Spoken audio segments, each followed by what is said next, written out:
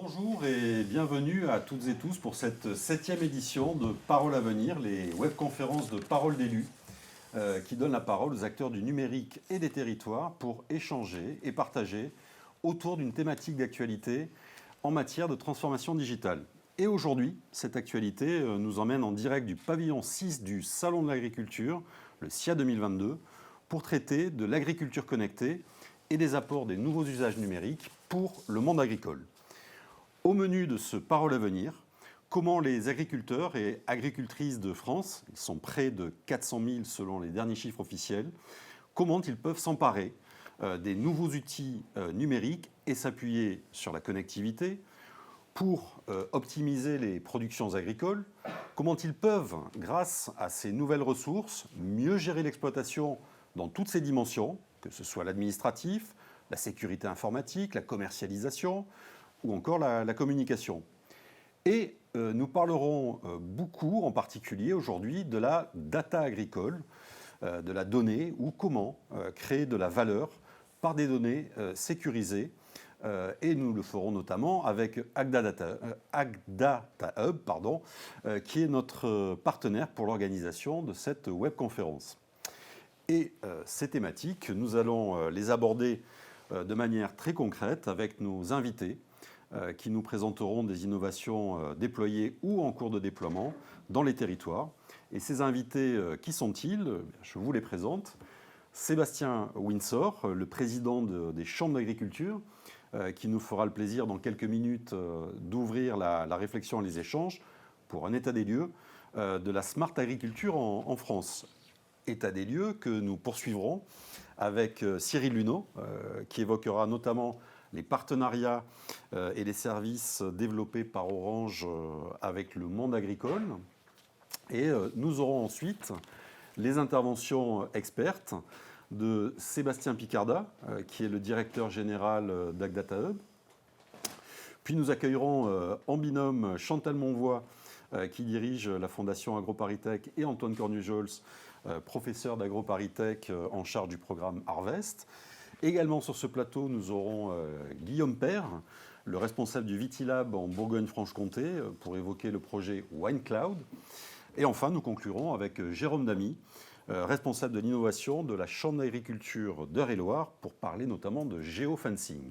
Vous le voyez, un panel d'invités très smart pour parler de smart agriculture. Parole à venir, la septième. Nous sommes ensemble jusqu'à environ 12h30. En direct du Salon de l'Agriculture. Donc vous pouvez poser vos questions ou faire part de vos réflexions tout au long du programme via le chat Parole à venir qui s'affiche sur votre écran, et nous ferons un point régulier avec Véronique Toulec, la responsable éditoriale de Parole d'élus, pour faire remonter vos questions et alimenter les débats. Donc n'hésitez pas à interagir. Et bien évidemment, vous qui êtes aujourd'hui dans la salle in real life, dans la vraie vie, comme on dit en bon français, vous pourrez également poser vos questions à nos intervenants. Je me tourne donc à présent vers Sébastien Windsor. Bonjour. Sébastien Windsor, bonjour. Vous êtes donc le président des chambres d'agriculture en France. Vous êtes vous-même à la tête d'une exploitation en Seine-Maritime, et vous présidez la chambre d'agriculture de cette belle région normande. Vous siégez par ailleurs au Conseil économique, social et environnemental, où vous représentez le secteur agricole en tant que premier vice-président. Et parmi vos nombreux engagements, vous assurez également la présidence de l'école d'ingénieurs Unilassal, ainsi que celle d'Agdata Hub. Alors comme on l'imagine, vous êtes ces jours-ci très sollicité, donc vraiment merci de votre présence sur notre plateau pour introduire notre webconférence. Alors Sébastien Windsor, peut-être une première question. Nous parlons aujourd'hui de la révolution numérique dans le monde agricole. Et le premier point à souligner, me semble-t-il, c'est que contrairement à une image un peu passéiste que certains pourraient avoir de l'agriculture, c'est une révolution qui a été amorcée très tôt, il y a plus de 15 ans déjà. Et alors, en matière de numérique, on pourrait dire que non seulement on n'a pas mis la charrue avant les bœufs, mais qu'on a déjà carrément connecté la charrue. Oui, ça fait quand même un certain temps qu'on est sur le sujet numérique. Côté Chambre d'agriculture, on a dû développer un logiciel qui s'appelle Mes Parcelles, qui est un logiciel qui permet à l'agriculteur initialement de gérer la traçabilité de ses produits et de ce qu'il fait sur son exploitation. Et ça fait 15 ans qu'on le commercialise, donc les agriculteurs peuvent l'utiliser. Il a démarré sur une version PC, il est aujourd'hui utilisable sur une version smartphone.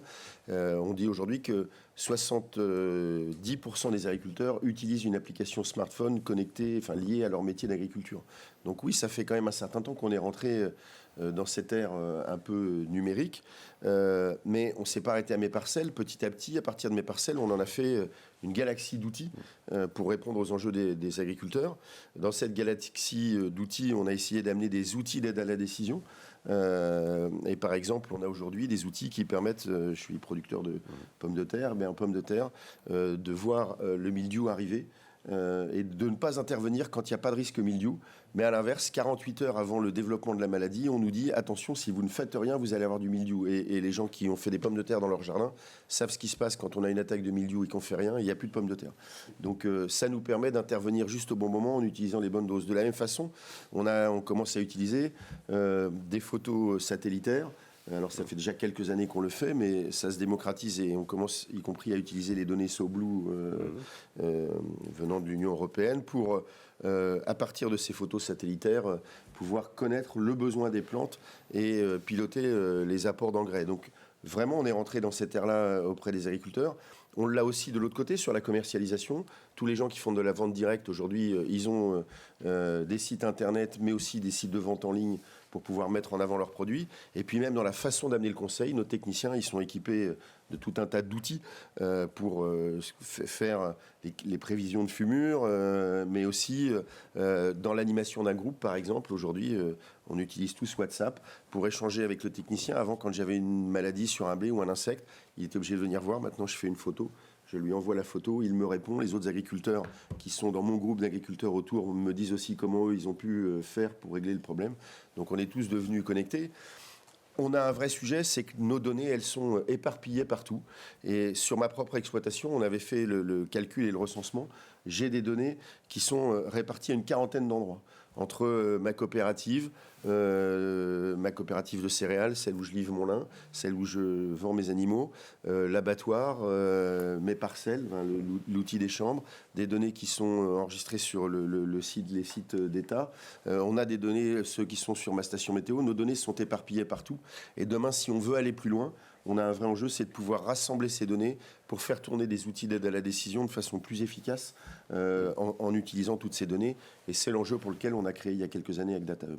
Alors vous anticipez peut-être un peu sur ma deuxième question, justement, c'est quels sont aujourd'hui, en 2022, les plus grands défis de l'agriculture auxquels le numérique peut apporter des réponses. Et dans cette perspective, quels sont les volets d'action que les chambres d'agriculture prévoient de mettre en œuvre de manière prioritaire? Comment vous préparez l'avenir? Est-ce que c'est justement autour de la donnée en particulier, ou est-ce que la donnée est un des éléments?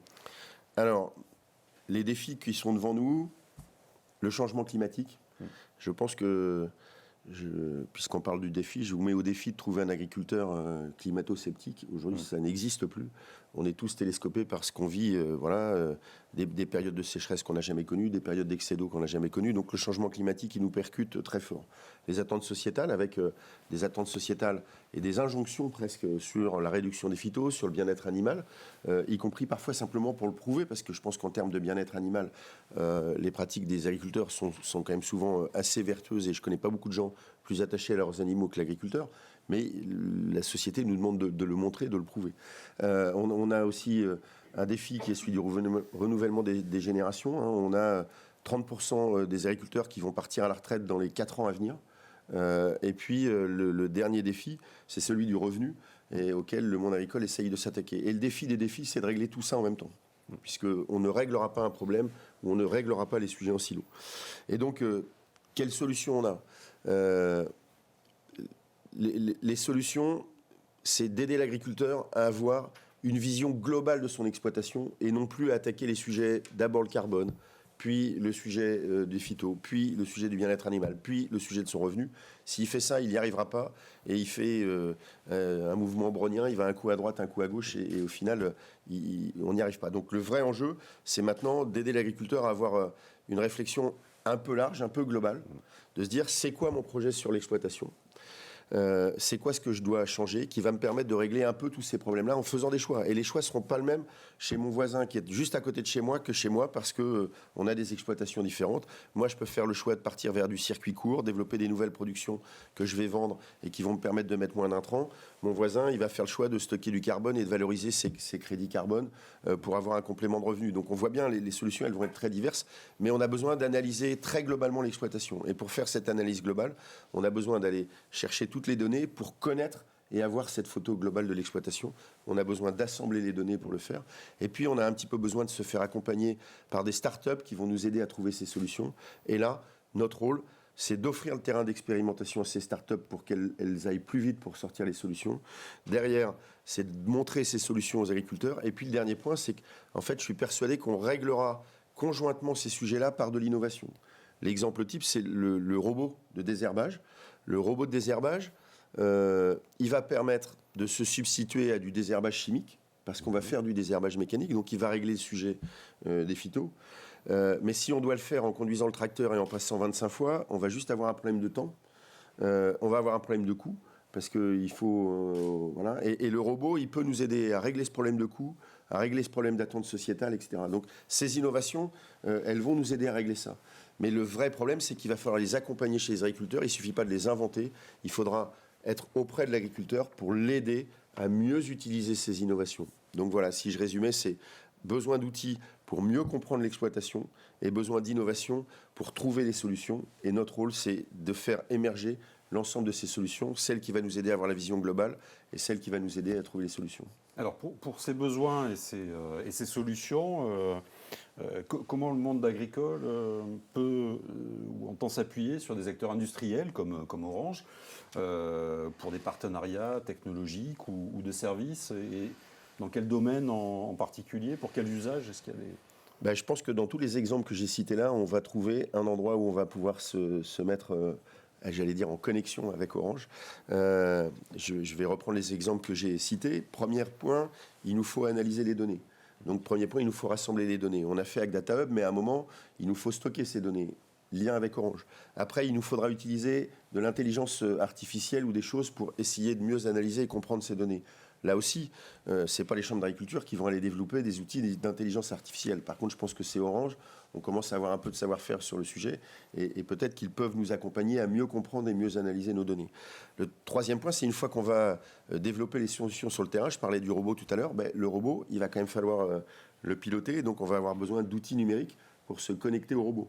Et on va avoir besoin d'outils de 5G ou de réseaux bas débit pour faire en sorte que le robot il se balade pas tout seul dans la nature et qu'on puisse le piloter, qu'on puisse amener des changements sur le robot. Et donc là aussi, on est en train d'avancer sur un partenariat avec Orange pour, dans nos fermes expérimentales, avoir justement tous ces éléments de connexion et cet accompagnement autour de ces sujets-là. Donc je pense que ces sujets de la transformation digitale et même de l'innovation, l'agriculture ne va pas trouver les solutions toutes seules ou alors elles seront inaccessibles en termes de coûts. Il faut qu'on partage les solutions avec les autres acteurs, ceux de l'industrie, etc. Et donc pour partager ces solutions, il faut s'appuyer sur les acteurs qui offrent le service à tout le monde pour que les coûts soient partagés entre tout le monde. Et je pense qu'en France, Orange fait bien ce travail d'accompagner les entreprises dans ces enjeux-là et on n'a aucun intérêt à aller redévelopper des solutions propres. Il faut s'appuyer sur ce qui sert à tout le monde pour partager les coûts. Merci, merci Sébastien Windsor. Nous savons que vous devez à présent nous quitter pour rejoindre un autre plateau sur le SIA. Vous êtes très sollicité. Et merci donc pour votre participation à Parole à venir, pour cet état des lieux de l'agriculture connectée, état des lieux que nous poursuivons à présent avec Cyril Luneau. Mais tout d'abord, quelques images qui vont nous transporter dans une exploitation en Bretagne, sur la pointe du Finistère.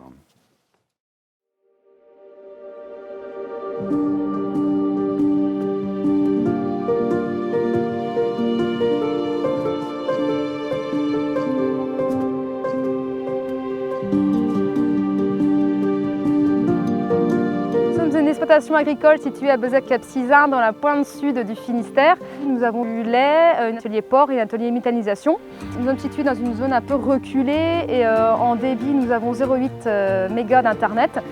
Via Neosat de Nordnet, ça nous donne 60 mégas, ce qui nous facilite drôlement la tâche et ce qui nous donne une très bonne fluidité de réseau.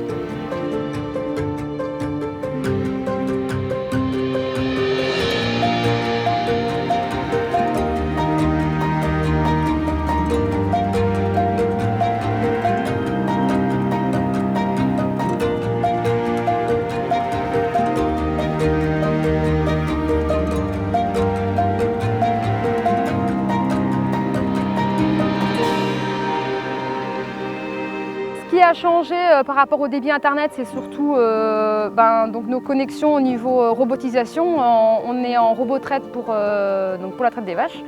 Nous sommes en alimentation automatique pour les cochons et c'est vrai que la connexion à distance était très très importante pour nous. Et avant, elle était très compliquée parce qu'on n'avait pas assez de débit et aujourd'hui, elle nous a facilité drôlement la chose. On a 7 appareils connectés en permanence sur le réseau internet et après, forcément, nos téléphones portables quand on est sur l'exploitation et ainsi que quelques tablettes quand on est en visioconférence.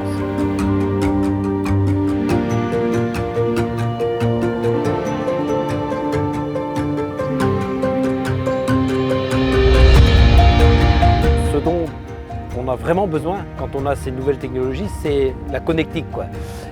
On a aussi des territoires en zone blanche et on s'aperçoit que c'est très compliqué. Et c'est pour ça que la Chambre d'agriculture, avec Nordnet, a travaillé pour essayer de trouver des solutions pour améliorer justement ces réseaux de connexion. Et c'est ce qu'on a fait ici, notamment sur notre exploitation également. Cyril Luneau, bonjour. Bonjour. Vous êtes au sein d'Orange à la tête de la direction qui développe les relations avec les territoires.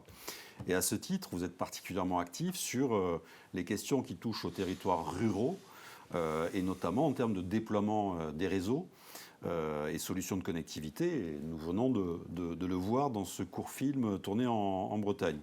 Mais l'agriculture ne constitue pas seulement l'essence même de la ruralité, elle concerne tous les Français, tous les territoires. Et on en a la preuve avec le succès renouvelé de ce salon de l'agriculture au cœur de Paris. Et donc l'agriculture, c'est en elle-même un très vaste territoire, puisqu'on le sait, elle occupe la moitié de la superficie totale de notre pays, avec ses surfaces cultivables. Alors, de manière très spécifique, comment les équipes d'Orange prennent-elles en compte les besoins numériques croissants des exploitations agricoles pour faire avancer cette smart agriculture dont on parle aujourd'hui? Il faut savoir que Orange a dans son ADN une vraie volonté de connecter l'ensemble des individus, l'ensemble des territoires sur le territoire français. Et ça veut dire quoi? Ça veut dire aussi de s'intéresser évidemment à la ruralité. Et s'il y a bien un opérateur qui a dans ses gènes le fait de connecter, réparer et aller jusqu'au dernier bout de chemin vicinal, eh bien c'est bien Orange. Et donc c'est aussi notre volonté d'être et un fait, le fait que l'on soit sur l'ensemble des territoires avec un ancrage territorial qui est très fort. Dans une de nos premières activité, c'est évidemment l'activité des réseaux. Et ces dernières années, Orange a investi plus que jamais sur les réseaux et pour pouvoir connecter l'ensemble des citoyens et l'ensemble, évidemment, des agriculteurs. Alors, qu'est-ce que ça veut dire? Ça veut dire que on a cherché à apporter le débit qui est nécessaire à l'activité de chacun sur l'ensemble de ces territoires. Dans un premier temps, on a aujourd'hui un énorme projet qui est le projet du très haut débit et notamment de la fibre, et, parce que toutes les connexions ne sont possibles qu'à partir du moment où nous sommes couverts avec le bon débit qui est souhaité. Et donc, ce que l'on a fait, c'est qu'on a investi, aujourd'hui c'est 20 millions de locaux qui sont connectés via la fibre, qui fait que la France est le premier acteur et le premier pays le plus connecté en fibre de toute l'Europe.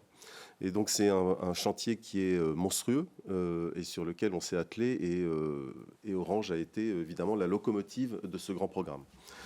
Il n'y a pas que la fibre, bien évidemment, et donc il y a d'autres technologies qui sont indispensables. C'est évidemment la partie mobile, et on s'est engagé à faire en sorte que l'ensemble des antennes que nous avions soient aujourd'hui équipées de 4G, et qui permet d'avoir également le débit disponible et souhaité par l'ensemble des acteurs.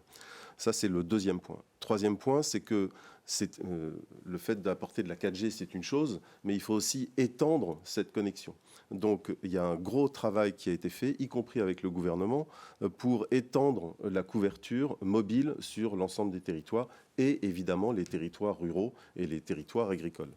Enfin, d'autres technologies, on vient de le voir là avec Nornet, une filiale de Orange, où nous sommes le seul acteur français qui a véritablement investi sur le satellite pour avoir des solutions qui sont alternatives, qui sont complémentaires, là où la fibre n'existe pas, où la connectivité mobile n'est pas satisfaisante, eh bien, on a la possibilité d'avoir accès à cette solution. Dernière chose, c'est que nous avons aussi, là où la fibre ou le DSL, le cuivre, ne passe pas, eh bien, il y a la possibilité aussi d'avoir une connexion via la 4G fixe, et qui permet d'avoir au sein d'une exploitation agricole, par exemple, une connexion qui est satisfaisante. Dernier point, c'est que on a parlé beaucoup là des exploitations agricoles, mais il y a aussi des besoins qui sont dans le domaine sur les champs notamment, avec des connexions, des capteurs. Sébastien Windsor l'a très bien expliqué dans son exposé, et de ce fait, on a des réseaux bas débit, notamment le réseau LoRa, et qui permet d'avoir justement la connexion de tous ces capteurs qui peuvent exister sur le territoire. Et donc tout ça, eh bien, on le met à disposition de l'ensemble des acteurs, quelle que soit l'activité qu'ils ont. Et évidemment, sur le monde agricole, c'est absolument indispensable. Alors justement, là, puisqu'on parle, on l'étend au monde agricole au-delà de l'exploitation, quelle est dans cette révolution numérique la place qu'entend occuper Orange dans l'écosystème des entreprises, des startups, des organisations qui justement travaillent pour innover au service du monde agricole? Alors, l'axe agricole est un axe prioritaire pour Orange, et il est à plusieurs titres. On vient d'ailleurs d'éditer ce petit catalogue qui explique justement toutes les solutions qui sont disponibles sur le territoire. Et je dois dire que c'est pas pour expliquer ce que propose Orange, c'est les solutions qui sont disponibles. Il faut le regarder de cette manière-là. Et c'est important parce que finalement, on a un besoin de faire savoir ce qui existe. Sébastien Windsor l'a encore très très bien dit tout à l'heure, c'est-à-dire que beaucoup de choses existent. Pour autant, ce n'est pas forcément très organisé, alors même que le secteur agricole est le deuxième secteur d'activité qui est le plus abouti en termes d'utilisation du numérique et de besoins d'échanges digitaux dans ce domaine-là. Et donc, on a ce besoin et ce devoir, nous, Orange, d'expliquer ce qui est disponible et ce qui est accessible à l'ensemble des acteurs. Ça, c'est le premier point. Et puis, deuxième point, c'est qu'en effet, il y a plusieurs défis qui existent pour le monde agricole. On l'a dit tout à l'heure. Il y a la transition agroécologique, il y a l'adaptation au changement climatique, et puis il y a le renforcement aussi de la souveraineté alimentaire de notre pays.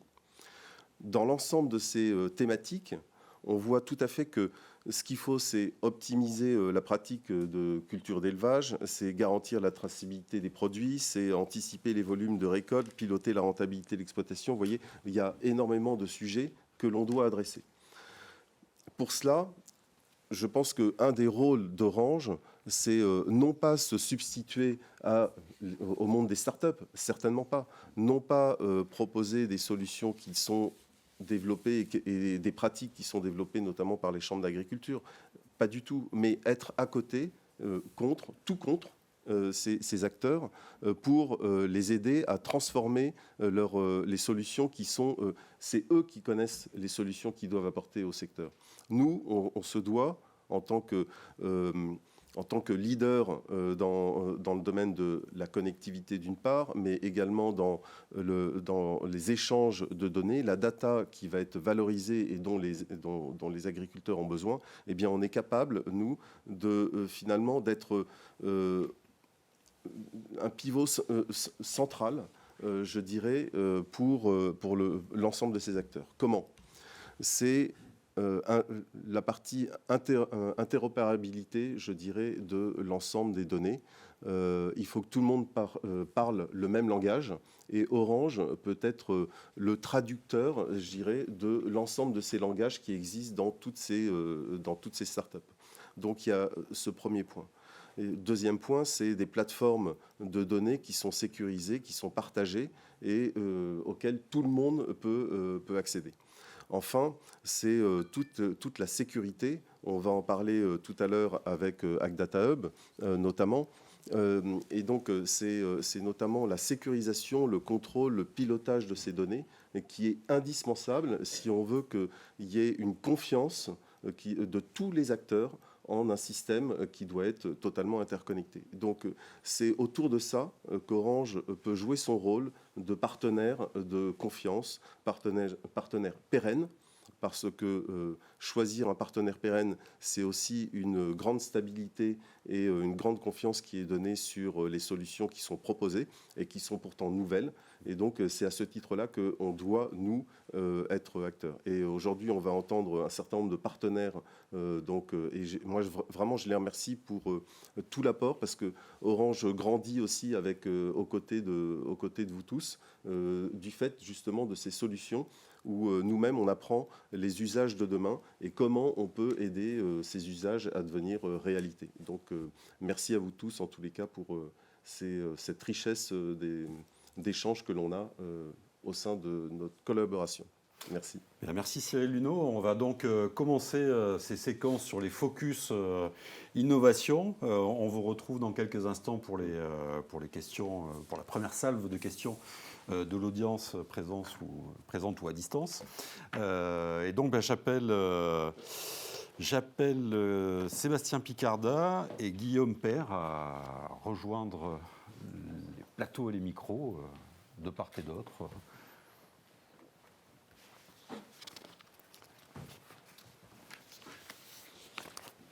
Alors Sébastien Picarda, bonjour.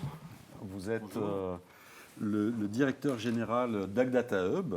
On l'a évoqué donc en introduction, ça a déjà été dit, mais on va le redire, la donnée, elle est au cœur de la révolution numérique de l'agriculture. Elle est créatrice de valeur pour les exploitants et pour les filières agricoles.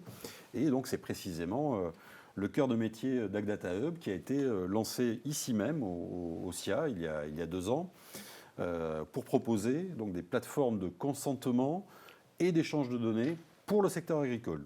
Alors aujourd'hui, 2 ans après, où en êtes-vous ? Donc l'objectif, c'est, si j'ai bien compris, d'être identifié comme le tiers de confiance dans l'agriculture. C'est ça ? Exactement. La création d'Agdata Hub est avant tout l'aboutissement de l'histoire du monde agricole qui, depuis plus de 5 ans, s'est structuré autour de la maîtrise des données en investissant plus de 2,5 millions d'euros dans des projets de recherche pour créer ce qu'est aujourd'hui Agdata Hub, une société, une SAS, avec 2 actionnaires de référence, la holding agricole API Agro, regroupant l'ensemble de l'écosystème agricole, et la Banque des Territoires, groupe Caisse des dépôts et consignations, qui apporte également à la fois son expertise et son savoir-faire sur notre métier d'intermédiaire de données au regard du droit européen. Ce qui est important de retenir, c'est que notre objectif et notre ADN est de pouvoir interconnecter les 380 000 exploitations agricoles avec les 85 000 partenaires amont et aval en France. Et au niveau européen, 10 millions d'exploitations agricoles avec plus de 500 000 partenaires amont et aval. Et c'est dans ce contexte-là que Agdata Hub a pour vocation d'être cet opérateur tiers de confiance pour connecter ces 2 univers. Alors dans le développement de cette infrastructure mutualisée, donc pour l'échange de données agricoles, vous travaillez en co-innovation avec les équipes d'Orange Business Services sur la plateforme AgriConsent. Et InGroup, donc l'ex-imprimerie nationale, a d'ailleurs rejoint cette démarche car il s'agit de gérer l'identité numérique des exploitations agricoles pour qu'elles puissent échanger leurs données en toute confiance. Donc concrètement, pour un exploitant agricole, quel sera le cheminement sur ce portail? Que va-t-il pouvoir échanger et comment donc sur AgriConsent? AgriConsent est aussi le fruit d'une belle histoire avec Orange, notamment Orange Innovation, puisque le point de départ d'AgriConsent était un projet de recherche cofinancé par la profession agricole, le ministère de l'Agriculture, dans lequel Orange est intervenu. Et donc aujourd'hui, nous avons la joie, à l'occasion de ce salon de l'agriculture, de pouvoir industrialiser ce produit avec l'appui d'Orange Business Services et de InGroup, afin de doter l'ensemble des exploitations agricoles françaises et européennes d'une identité numérique, à savoir de permettre de relier la personne morale, l'exploitation agricole, avec son mandant, son associé, qui va pouvoir engager la responsabilité de cette exploitation agricole et reprendre en main la possibilité de partager ces données.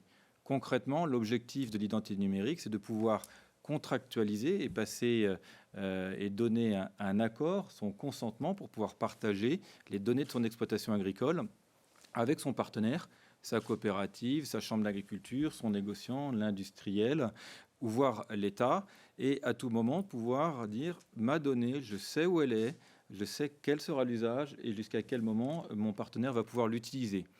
Dans la vie d'une exploitation agricole, comme dans la vie réelle, vous passez des contrats, vous développez des relations. Parfois, vous vous fâchez, vous voulez changer de fournisseur, vous voulez avoir des services plus performants. L'agriculteur a la possibilité de reprendre en main l'usage de sa donnée, de changer de partenaire et surtout de s'assurer que sa donnée ne va pas aller dans différents data centers en toute insécurité, voire que d'autres créent de la valeur à la place de l'exploitation agricole. Voilà donc l'objet de l'identité numérique, dont l'un des premiers usages sera le consentement. D'autres usages futurs sont là sur le développement d'attributs pour prouver qu'une exploitation agricole est bien certifiée, que la donnée est bien produite sur son exploitation agricole. Voilà la dynamique dans laquelle nous lançons avec OBS et l'InGroup. Alors, je crois qu'il y a un point important à souligner, Sébastien Picarda, c'est que dans le portail AgriConsent, donc il repose sur un cloud de confiance pour l'hébergement des applications. Et à ce titre, AgData Hub vient d'être sélectionné comme l'un des projets phares de l'association européenne Gaia-X. Est-ce que vous pouvez nous en dire plus sur cette sélection ? Alors, c'est effectivement une grande fierté de toute l'équipe d'AgData Hub de pouvoir être identifié comme l'un des projets phares de Gaia-X au niveau européen qui marque l'avance du secteur agricole dans l'organisation des données avec les partenaires que vous êtes. Depuis le départ, l'objectif d'AgData Hub est d'assurer une souveraineté alimentaire et numérique de l'agriculture française et européenne. Et c'est dans ce contexte-là que nous avons choisi de recourir au service d'OBS, tant sur le volet service numérique, mais également cloud de confiance, puisque nous utilisons l'infrastructure Flexible Engine d'OBS sur ce volet-là, afin de pouvoir apporter cette garantie à la fois technologique, juridique, sur la souveraineté numérique de l'agriculture française face aux enjeux de la souveraineté à la fois américaine, chinoise ou russe, comme on peut le voir aujourd'hui. Voilà ce choix-là. Et le dernier aspect au niveau européen très important, c'est que nous portons une candidature au niveau européen dans le cadre du futur Data Space Agriculture, qui serait la déclinaison de la stratégie data de la Commission européenne. Et nous espérons, avec nos partenaires, être retenus pour pouvoir implémenter l'ensemble de ces technologies au niveau européen.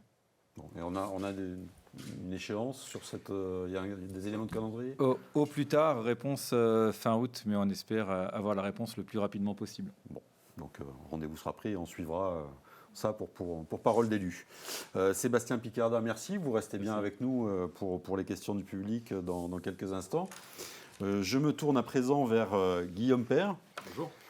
Guillaume Père, bonjour. Donc, vous êtes le responsable du Vitilab en Saône-et-Loire. Donc, c'est un tiers-lieu assez unique en son genre puisqu'il est dédié à la transition numérique dans le domaine de la viticulture. Et c'est dans la commune de Davaillé, en Bourgogne-Franche-Comté, qu'a été inauguré donc, il y a quelques mois ce nouveau lieu d'expérimentation, mais qui est aussi un lieu de formation, de coworking. Vous nous en direz quelques mots. Et vous y testez donc en particulier de nouveaux outils numériques pour les professionnels du vin. Alors je crois que parmi vos nombreux programmes, vous expérimentez notamment un exosquelette connecté, une application de communication avec les riverains des parcelles, ou encore un dispositif de pilotage de l'assainissement des plants de vigne intitulé le Phytokiller. Donc je pense que vous allez pouvoir nous éclairer sur quelques-unes de ces initiatives innovantes. Tout à fait. Oui, en effet, le Vitilab, c'est un pôle, un organe de transition numérique pour la viticulture, donc, qui a été inauguré l'année dernière. Les fondements, c'est une initiative de la Chambre d'agriculture. Les fondements étaient vraiment de répondre à un besoin de la filière. Comme l'a très bien dit tout à l'heure Sébastien Windsor, je vais recouper avec beaucoup de choses selon son discours. On est un organe opérationnel de ce qui a été dit tout à l'heure, d'accompagner cette profession et de tester les usages, les nouveaux usages. Alors, pour bien comprendre les fondements de ce lieu, c'est un pôle qui a été mis à disposition d'une structure qui s'appelle Vinipôle Sud Bourgogne, qui regroupe la Chambre d'agriculture, le Conseil départemental de Saône-et-Loire et aussi le Bureau interprofessionnel des vins de Bourgogne. Voilà, dans les fondements, qui a bénéficié aussi d'un soutien très fort de la région Bourgogne-Franche-Comté, du PETR et de l'Europe. Ce qui nous a permis d'avoir un projet d'ampleur et de pouvoir lancer cette dynamique. Pour être synthétique, ce pôle que j'anime est constitué de 3 axes. Avant tout, notre cœur de métier, c'est d'être un centre d'expérimentation et de test de solutions. Voilà, donc le principe, c'est vraiment tester ces solutions, voir vraiment la plus-value de ces solutions, ce qui nous amène sur un deuxième axe qui est d'être un centre de ressources et de transition. Donc on a aussi des missions de formation, de transition, de transfert des compétences justement vers le monde professionnel. Et enfin, on a un dernier axe qui est le coworking et la synergie entre entreprises. Et là, tout l'intérêt est de créer des partenariats, comme avec Orange, pour mettre en synergie les compétences avec nos compétences agronomiques sur tout ce qui est numérique et robotique. Alors, pour illustrer par quelques exemples, vous avez cité l'application qui s'appelle Agricivis, qui nous permet de mettre en relation donc, des riverains, des agriculteurs sur leurs opérations en cours pour pouvoir permettre d'avoir un outil de communication et de décloisonnement sur ce qui se passe dans nos vignobles, par exemple. Un gros volet sur la robotique, on l'a dit tout à l'heure, on travaille énormément sur les robots viticoles, donc ces enjambeurs autonomes qui permettent de désherber mécaniquement. Donc on a la chance au Vitilab d'avoir 10 hectares en propriété de la Chambre d'agriculture, de domaines expérimentaux qui nous permettent de tester toutes ces solutions. On travaille encore bien sûr sur les OAD, les outils d'aide à la décision, les simulateurs. Là, on est en train de peaufiner un OAD pour permettre d'estimer les récoltes de vignes. Alors, avec le changement climatique, on a de plus en plus de mal d'avoir des récoltes les plus précises possibles, parce qu'on a des variables climatiques tellement importantes qu'aujourd'hui, on a besoin d'outils pour réaffiner cette date de récolte. On travaille aussi sur tout ce qui est capteurs. Alors, on est autant sur des projets d'ampleur que des plus petits projets. Là, actuellement, on est en train de fabriquer nos propres capteurs pour capter la température, l'hygrométrie, pour suivre par exemple le gel de la vigne, qui va être par exemple connecté sur le réseau LoRa d'Orange. L'objectif étant d'apprendre aussi aux agriculteurs à mettre en route leurs outils connectés, à les fabriquer ou à surtout les comprendre. Voilà, on travaille aussi bien sûr sur l'intelligence artificielle et par exemple aussi sur les projets d'autoguidage des enjambeurs avec lesquels on a soit des partenariats avec des entreprises, soit on est aussi sur des projets d'autoconstruction et surtout de vulgarisation par rapport au monde agricole de ces technologies. Voilà, c'est des grands axes, je ne peux pas rentrer dans les détails, qui sont travaillés au Vitilab. Notre centre de formation permet d'accompagner les viticulteurs à maîtriser ces technologies. Ça peut être de la création d'un site internet, à savoir servir d'une imprimante 3D, jusqu'à fabriquer complètement un outil connecté. Voilà, pour faire simple, on est surtout un terrain de jeu sur site avec des vignes où on met à disposition notre savoir agronomique pour aller justement sur ce fil conducteur du numérique et robotique. Alors dans ce terrain de jeu, il y a aussi un autre volet, donc c'est un des volets dont on parle beaucoup aujourd'hui, c'est la data, les données. Et sur ce volet, donc vous travaillez aujourd'hui sur un prochain partenariat avec Orange autour du projet WineCloud. Et il s'agira donc de la première plateforme de big data sur la totalité du cycle de vie du vin, du grain de raisin sur la vigne jusqu'au verre à dégustation du consommateur. C'est ça ? Tout à fait. Alors, exactement. Comme l'a dit Sébastien Windsor, les données sont éparpillées. En gros, on a du minerai. Nos data, on a du minerai. Et aujourd'hui, on est en train de se poser la question de les extraire et ensuite de les transformer. Alors, c'est un très bel exemple de synergie. Aujourd'hui, nous, on a des compétences terrain. Orange a des compétences métiers avec cette plateforme mise en place. Et là, on est sur la mise en route de ce projet où, quelque part, on va être le terrain de jeu, être contributeur pour relier ces datas, les collecter, les remonter jusqu'à cette plateforme et pour ensuite en tirer donc des finalités vraiment utiles, que ce soit pour le professionnel et pour le consommateur. Voilà, donc aujourd'hui, les fondations sont très solides sur ce projet. On est en mise en route avec un partenaire qui est la CAF coopérative de l'Uni et les domaines expérimentaux de la Chambre. Voilà, donc nous, on est vraiment opérateur de terrain pour contribuer à cette plateforme. Quel est l'horizon projet ? Il y a une échéance d'opérationnalité envisagée à ce stade ?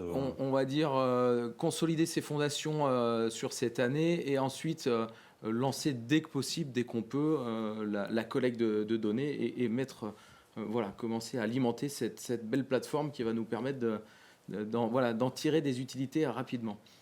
Bien. Merci Guillaume Père. Vous restez avec nous donc là pour les questions du public qui pourraient être adressées à Cyril Luneau, à Sébastien Picarda et Guillaume Père. Alors on va commencer donc avec Véronique Toulec de Parole d'Élus qui nous donne les questions à distance. Je vais regrouper plusieurs questions. Donc pour Cyril, vous avez beaucoup parlé donc effectivement amélioration de la connectivité au sein du milieu agricole, de solutions IoT, de solutions d'usage, pardon. Vers qui se tourner chez Orange pour avoir quels sont mes contacts en fait chez Orange? Moi, c'est très concret comme question. C'est très simple. On le disait tout à l'heure, il y a 80% des agriculteurs qui utilisent Internet quotidiennement. Il y a 85% des agriculteurs qui utilisent des applications professionnelles et utilisent les réseaux sociaux également régulièrement.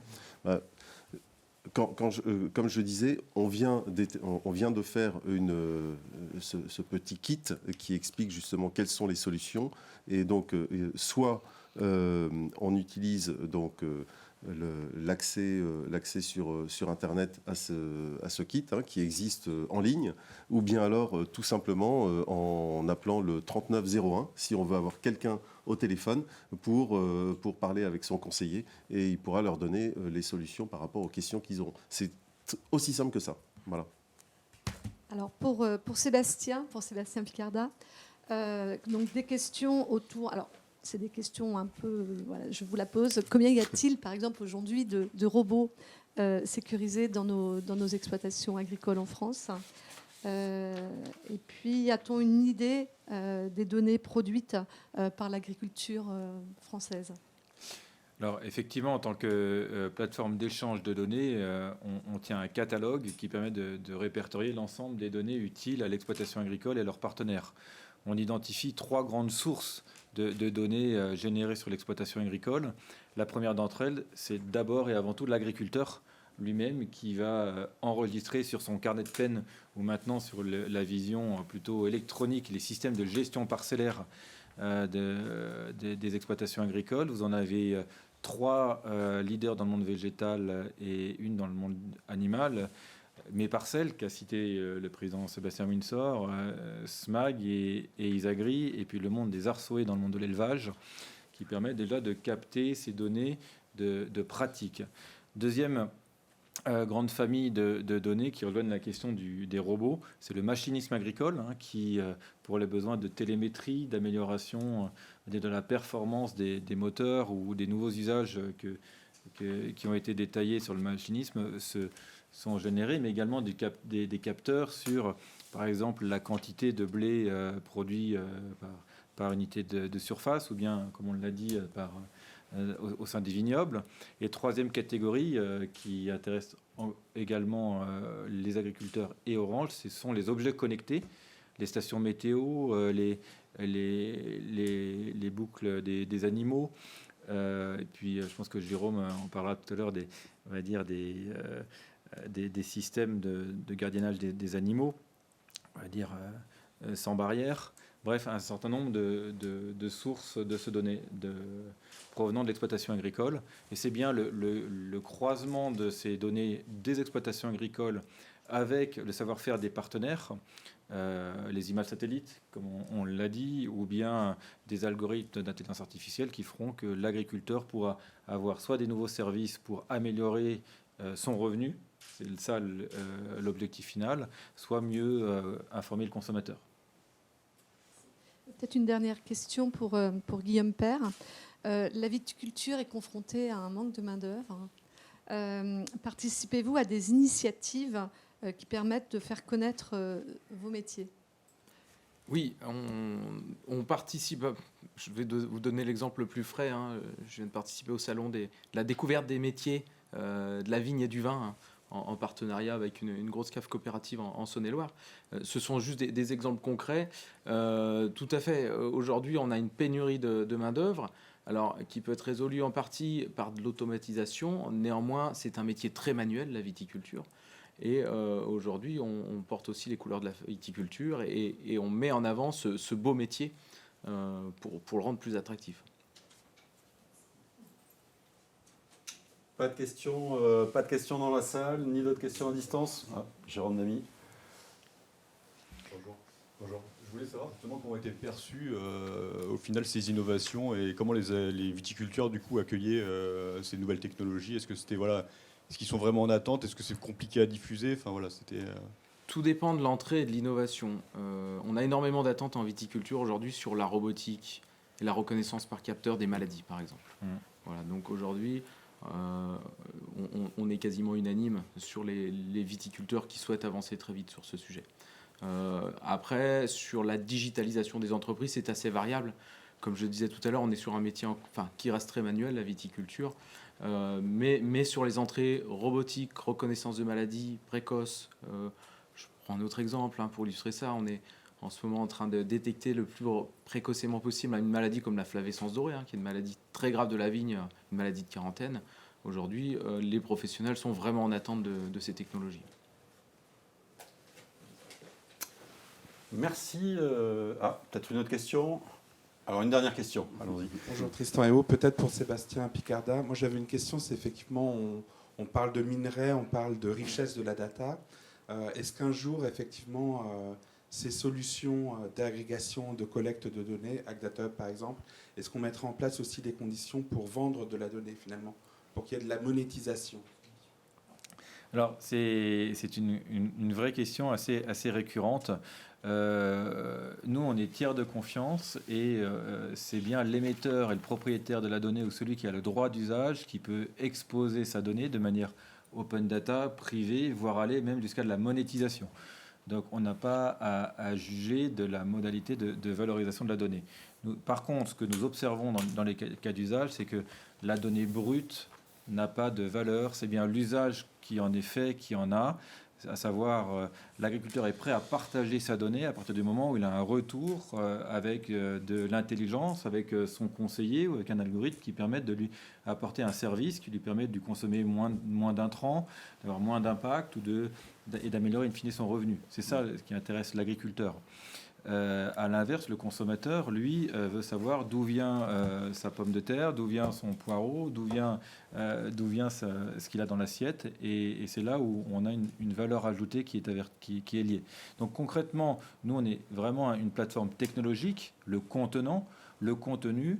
Et c'est la raison d'être d'Agdatub par les acteurs agricoles et l'appui de l'État, direct ou indirect, qui fait que l'agriculteur reste maître de l'usage de sa donnée, et c'est bien le partenaire qui décide s'il partage sa donnée de manière gratuite ou payante. Mais en tout cas, la technologie que nous mettons en place permet, de pouvoir monter en puissance sur les différents modes de commercialisation de la donnée, et de laisser l'agriculteur et les partenaires totalement libres de leur modèle économique. Merci. Donc merci à nos intervenants, Sébastien Picardat, Guillaume Père, Cyril Luneau, qu'on retrouvera tout à l'heure pour le mot de la fin.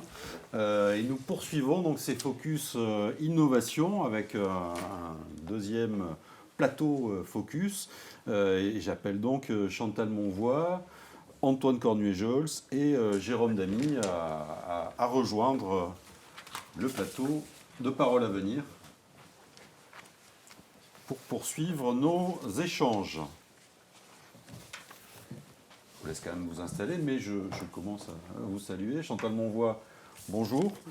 Bonjour. Vous êtes la déléguée générale de la Fondation AgroParisTech, une entité qui, depuis une dizaine d'années, a pour vocation de faire émerger des projets porteurs de solutions pour l'avenir de la planète.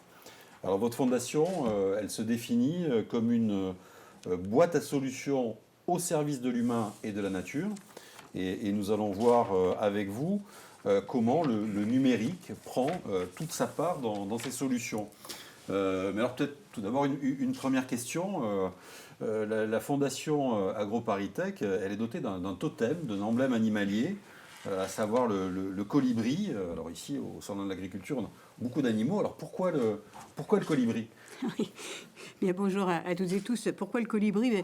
Il est vrai que nous, on aime beaucoup cette légende amérindienne qui raconte le petit colibri qui, avec son petit bec, amène des petites gouttes d'eau pour essayer d'éteindre l'incendie, alors que les gros animaux sont là à ne rien faire.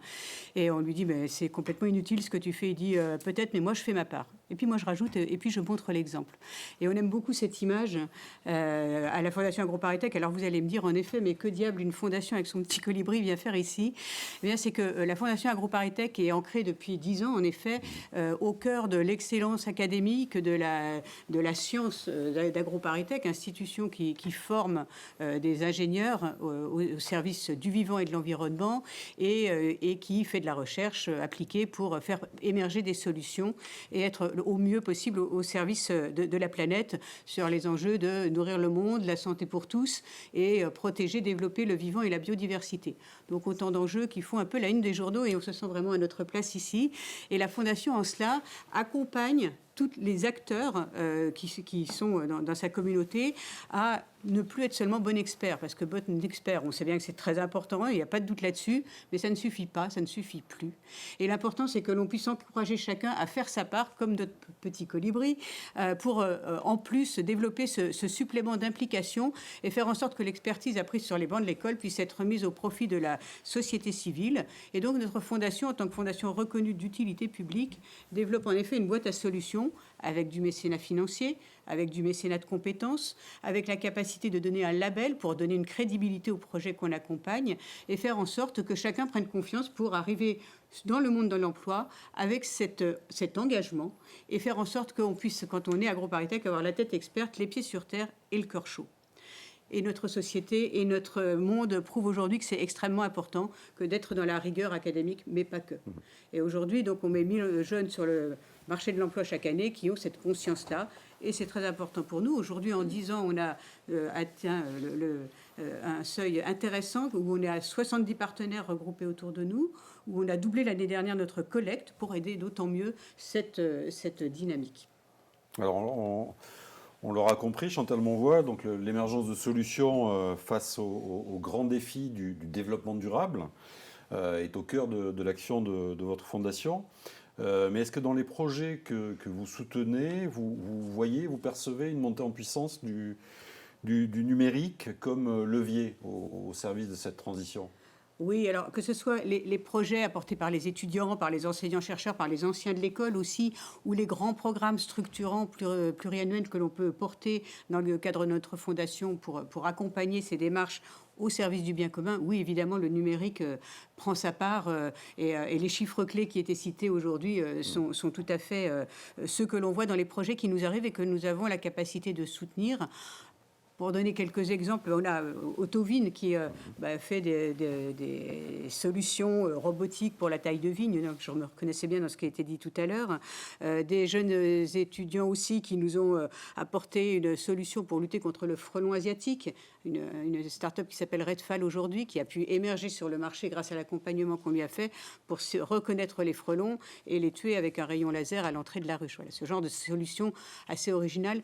Et puis, pas que, aussi le numérique, c'est pas que des solutions très technologiques, c'est aussi la capacité, je pense, de faire ressortir, de faire recréer du lien entre le monde agricole et la société civile, comme par exemple le Gourmeur qui a mis en place une application. Quand vous êtes touriste et que vous vous promenez dans une région, vous êtes capable de repérer sur votre téléphone où à la ferme il y a de la transformation à la ferme pour pouvoir aller déguster les produits du terroir et faire en sorte qu'on lutte contre l'agribashing, on reconnecte la société et son monde agricole qui en a bien besoin. Donc des projets extrêmement intéressants parce que nos jeunes arrivent avec leur expertise et montrent ces solutions et les développent ensuite une fois que la Fondation les a aidés à sortir de la case départ. Dans les grands programmes structurants, donc on met en place des programmes pluriannuels avec des partenaires de tous ordres, des entreprises, des ONG, des services de l'État, des ministères, des fondations, des académiques, au-delà de AgroParisTech qui apporte toute sa science, pour pouvoir cheminer pendant plusieurs années pour atteindre ensemble une ambition qu'on ne sait pas atteindre tout seul.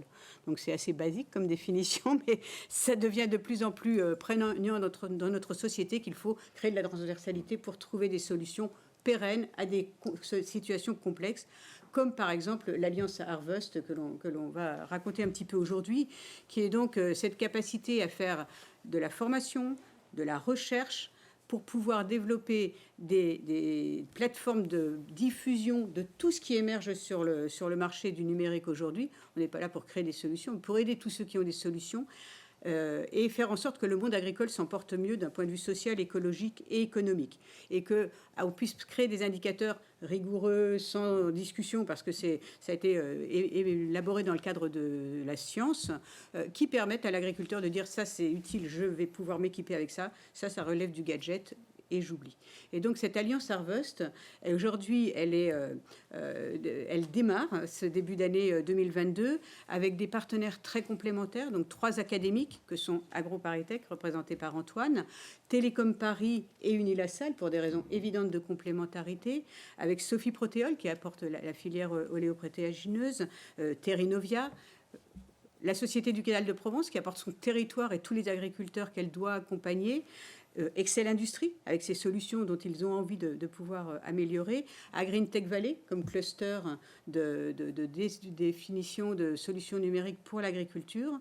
On est approché par l'AFNOR. L'idée ultime de cette Alliance Harvest, c'est de pouvoir avoir un vrai label qui soit neutre, totalement objectif et qui permette au monde agricole de se repérer dans cette explosion de data et de solutions.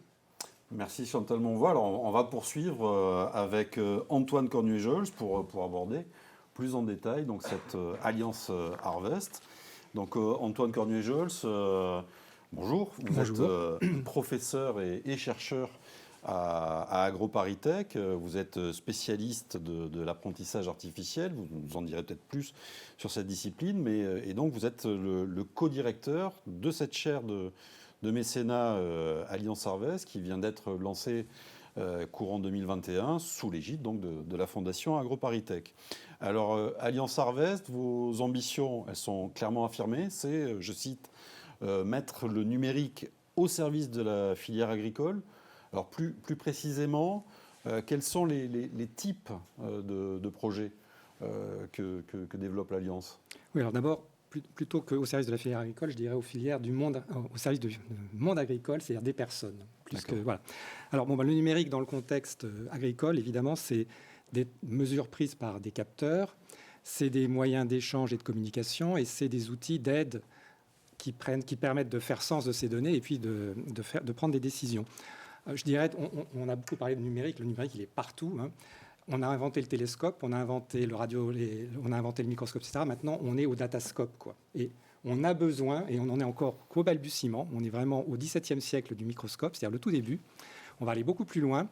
Et donc, on a besoin de spécialistes de la datascopie. Et en particulier, il y en a plein autour de la table, ici. Il y a des jeunes, je vois au fond, qui seront des acteurs de ça.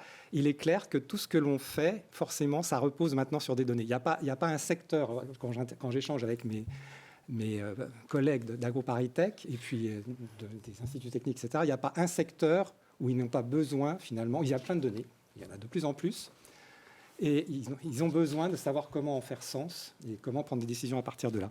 Alors, bon, d'un certain côté, ceci dit, ce n'est qu'un moyen d'enrichir ce que fait déjà l'intelligence humaine, et celle de l'agriculteur en particulier, qui doit prendre énormément de décisions très multiples à court, moyen et long terme. Et effectivement, ça a été souligné, on est dans un contexte où on doit faire face au changement climatique, aux évolutions des attentes des citoyens et de la société, par exemple plus de traçabilité, et puis aux évolutions parfois brutales du contexte international et de ses répercussions. Donc le numérique, c'est des possibilités accrues pour faire face à tous ces problèmes et avoir une agriculture durable, efficace et qui facilite la vie aussi des agriculteurs. Alors de ceci dit, notre propos, et je pense qu'il faut vraiment être vigilant là-dessus, c'est pas d'imposer ou d'appliquer le numérique sur la vie des agriculteurs et des acteurs de la filière agricole en général.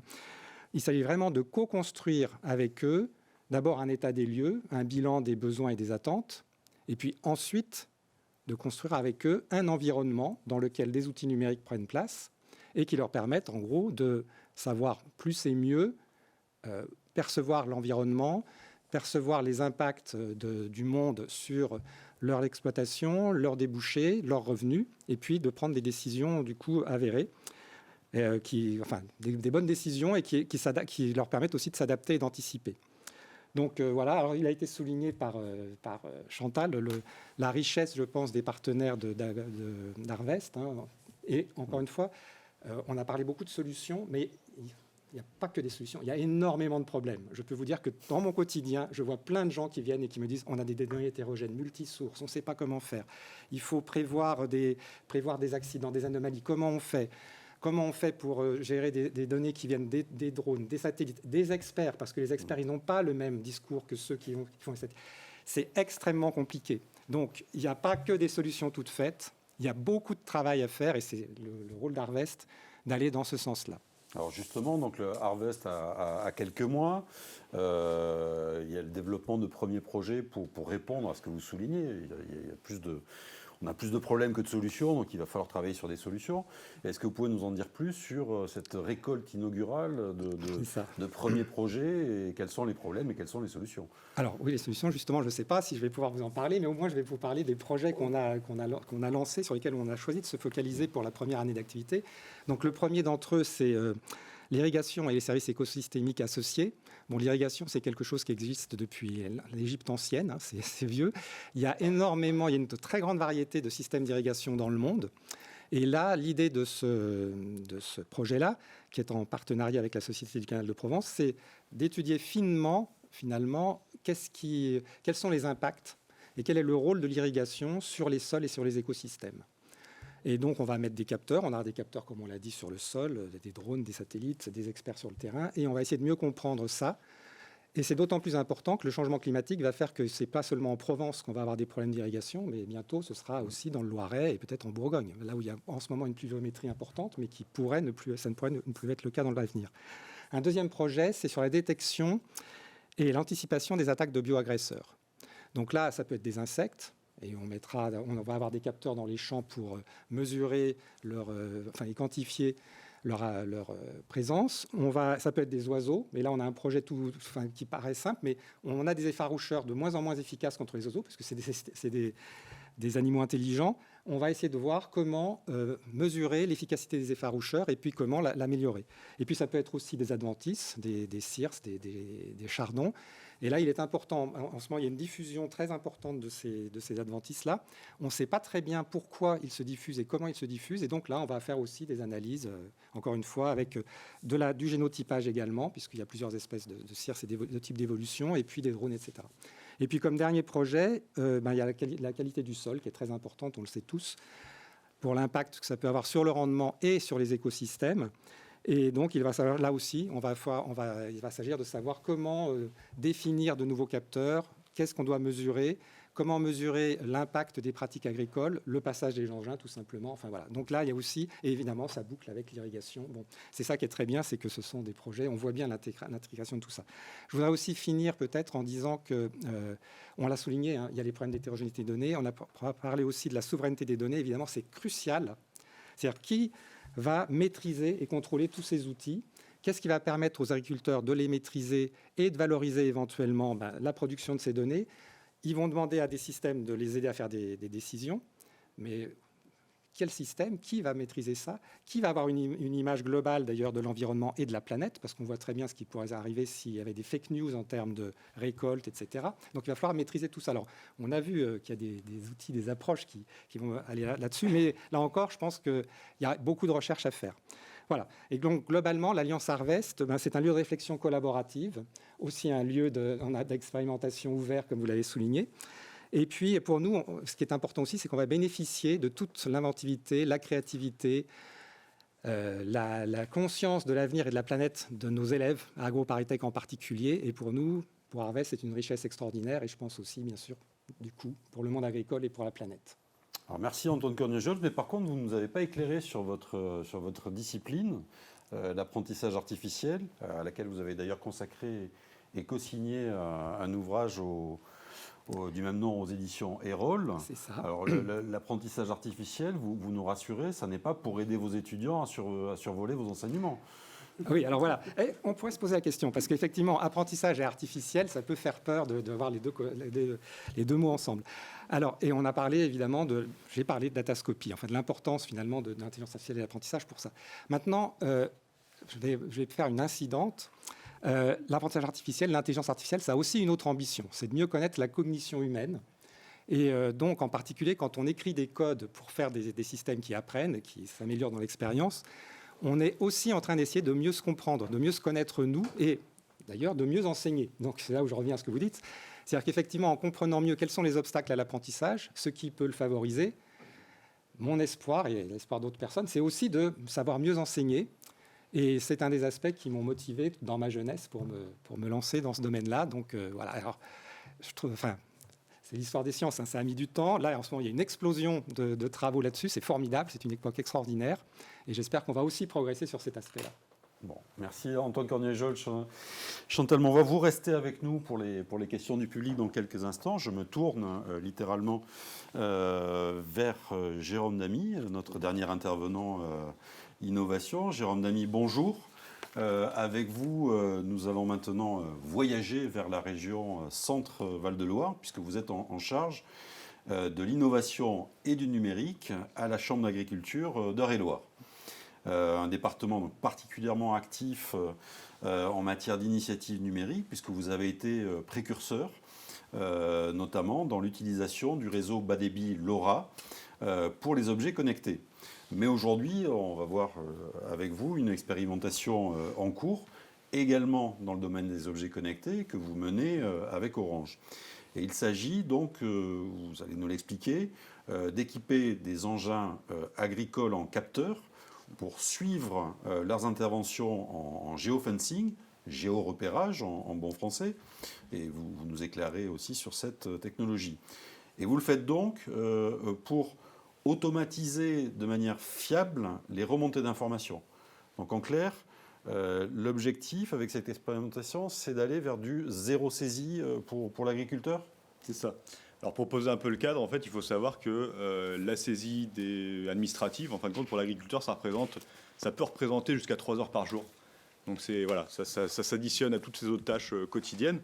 Et nous, ce qu'on voulait en fin de compte dans ce projet, c'est de ne pas rajouter une surcouche en mettant des capteurs sur les équipements. C'est pas de rajouter une surcouche en disant tu vas devoir saisir un certain nombre d'informations dont on a besoin pour cette expérimentation-là. Donc en fin de compte, nous souhaitions remonter de manière précise la position d'engins agricoles pour savoir si l'agriculteur était intervenu dans une parcelle d'essai de la Chambre d'agriculture. Et pour ce faire, on a utilisé du coup les capteurs GPS Océan donc d'Orange, parce que voilà, ils étaient peu coûteux et facilement, on pouvait les mettre en place assez facilement. Et en fin de compte, voilà, l'idée, c'était d'automatiser cette remontée d'informations sans avoir d'intervention de l'agriculteur, et justement tout ça pour fiabiliser aussi cette remontée d'informations. S'il n'y a pas d'intervention humaine, on est dans 99% des cas plus fiable.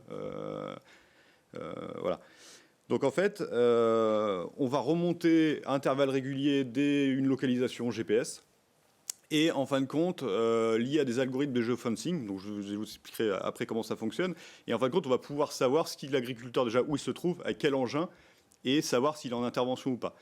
Et le géofencing, en fin de compte, c'est vraiment une technologie qui permet, faut retenir un peu barrière virtuelle, où en fin de compte, on va détourer là dans le cas présent la parcelle, et dès que le capteur, donc l'engin agricole, va rentrer dans cette zone-là, rester un certain temps. Parce que voilà, il faut qu'il y ait une action, il faut qu'il y ait un travail dans la parcelle.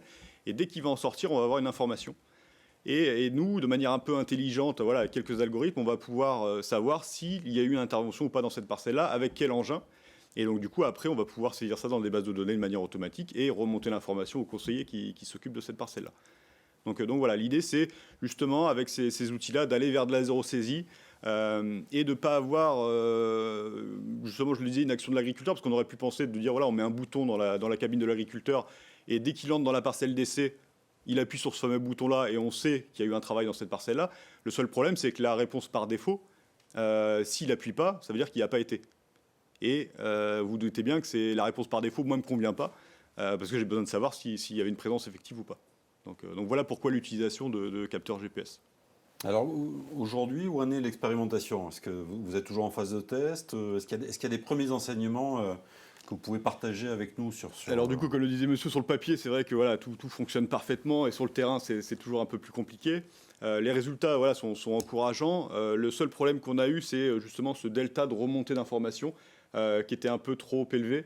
Donc on l'a réduit un peu. Donc là, les capteurs vont être renvoyés et on va réduire ce delta-là. Donc aujourd'hui, on est entre 10 et 15 minutes. On va le passer à 2 minutes pour avoir plus de points GPS. Et qui dit plus de points GPS dit une meilleure précision pour savoir s'il y a une action ou pas. Je prends juste un exemple. On a une parcelle du coup qui est détourée. Donc c'est la parcelle que je surveille. Si je passe le long du chemin avec mon tracteur, bah, je peux avoir quelques points qui vont être dans la parcelle. Ça ne veut pas dire que je travaille dedans. Ça veut simplement dire que je l'allonge. Donc on avait besoin voilà, d'avoir plus de points pour discriminer en fait, ces cas de faux positifs qui perturbaient les tests. Alors une dernière question, avant peut-être les questions du public. Vous avez la ferme digitale donc, de Miermaigne.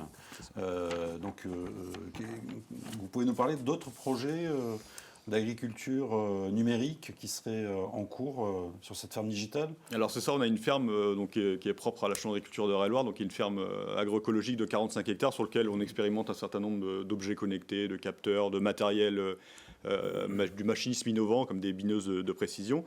Et actuellement, on s'est associé, on va dire, à un projet collaboratif qui s'appelle Centipède. Donc il y a un projet d'avoir une localisation, ce qu'on appelle RTK. Donc il y a une localisation GPS de précision. Donc c'est un réseau complètement ouvert où on peut créer, chaque agriculteur peut créer sa base.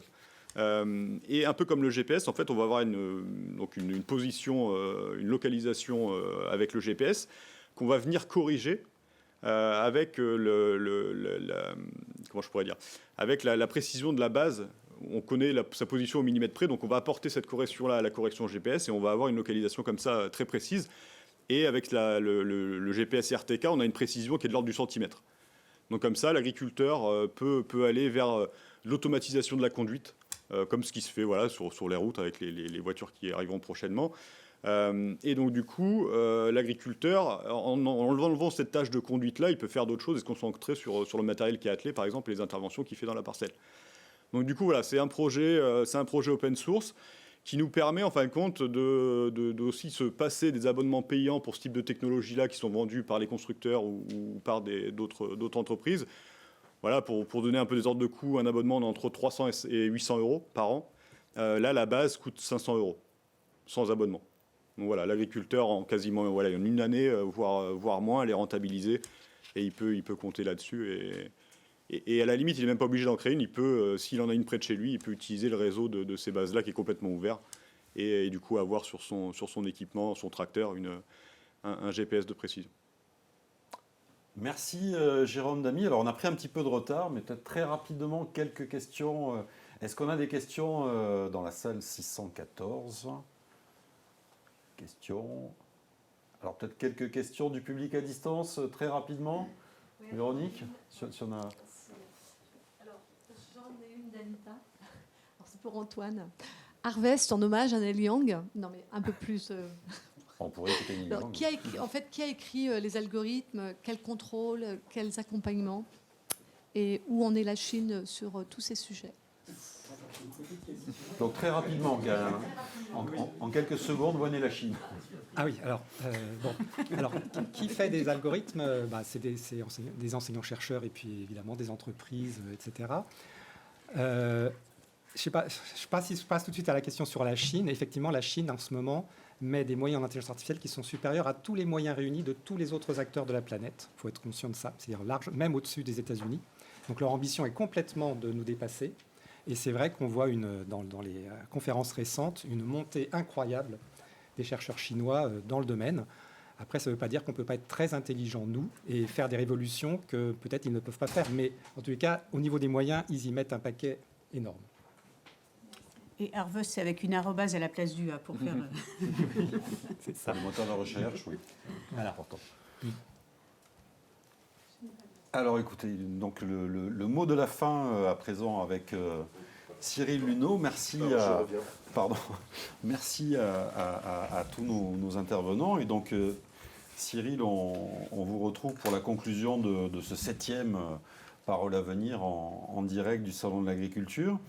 Un mot peut-être donc pour conclure sur comment accompagner cette formidable accélération autour du numérique et de la donnée qui s'annonce dans le monde agricole.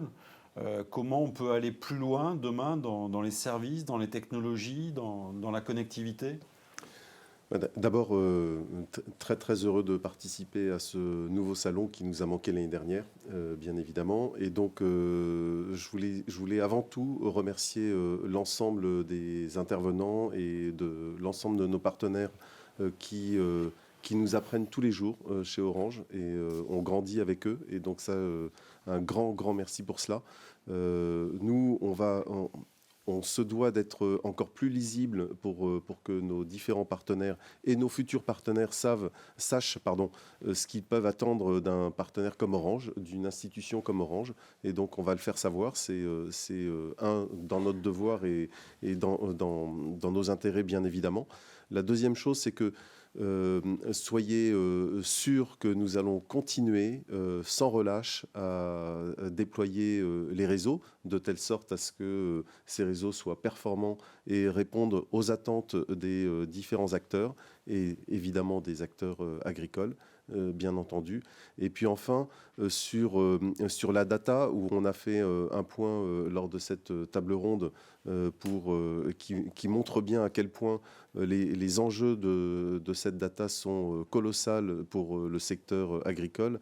Eh bien, je pense que Orange se doit à la fois, que ce soit dans la collecte de la data, que ce soit dans sa production, que ce soit dans sa transmission, dans son transport, dans son hébergement, dans son contrôle, dans sa sécurisation, dans l'ensemble de ces différents points, eh bien, Orange a toute sa place en tant qu'acteur et tiers de confiance également, a toute sa place pour accompagner la filière, ces acteurs industriels, start-up et différents exploitants, évidemment, dans ce cadre-là. Et donc, c'est ça sur lequel on va en tous les cas s'attacher dans les mois et années à venir. Merci encore à vous tous. Merci Cyril Luneau. Merci à tous nos intervenants et aux nombreux participants qui nous ont suivis aujourd'hui. Tous nos encouragements au Salon de l'Agriculture qui se poursuit avec un riche programme jusqu'au dimanche 6 mars. Je signale que si vous souhaitez prolonger la réflexion sur la transformation numérique du territoire et de l'agriculture, de nombreux articles et interviews sont et seront bien sûr consultables en ligne sur paroledélus.com. Et nous nous retrouvons d'ici quelques semaines pour aborder une nouvelle thématique de l'actualité des territoires et du numérique au printemps 2022. À bientôt donc pour d'autres paroles à venir. Merci. Merci.